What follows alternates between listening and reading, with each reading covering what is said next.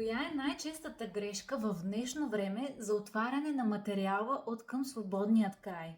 Допреди време отговорът беше еднозначен. Ами много материал си сложила. Ами да, ама не.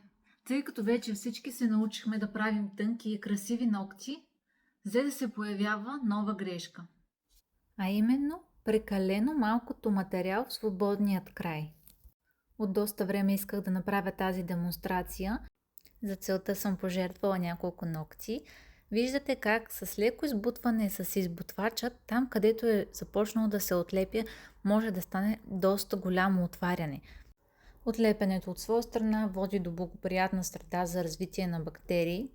Най-често материалът се отдръпва от свободния край, когато правим изравняването с обръщане на ръката надолу. Тогава повечето материал отива към центъра и свободният край остава със съвсем мъничко.